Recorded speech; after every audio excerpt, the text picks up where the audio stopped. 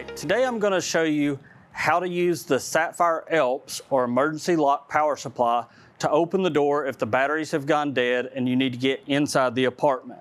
So we've got our locked apartment here. Deadbolt's extended, the apartment's locked. We've got our ELPS here. Now this ELPS works the same on the LXD, LXI, LXL, and M. All of those work exactly the same. The P is the only one that's different. So I've got my ELPS here. On the bottom of the lock, there's two little holes. And I'm gonna line up the prongs of this with those little holes. Now I've actually removed one of the batteries out of this lock to show this. When I push the button, a green light will come on the ELPS and it will power the lock.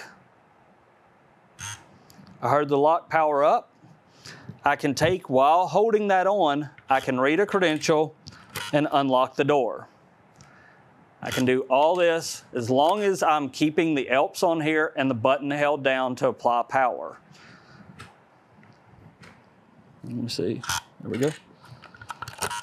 So that's how we use the ELPS on the D, I, L, and M. I'm gonna show you real quick for the P, the only difference.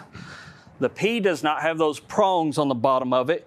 It actually has a hole in the bottom for a connector like this.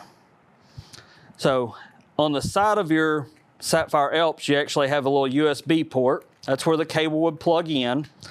I would take and plug this into the bottom of the lock. Same thing, I push the button to apply power. It would power up the lock. I haven't pulled batteries out of this one, so it's still powered anyway. But that would power up the lock. I would use my credential to go in just like I did with the other locks. So that is how we use our Saffire ELPS on our locks. Just a reminder, the Saffire ELPS actually uses 4 AAA batteries. So you need to have those available for the ELPS. It's gonna last you a really, really long time because this thing only uses power while you're pushing that button. So that's how we use our Saffire ELPS to open the locks. Thank you.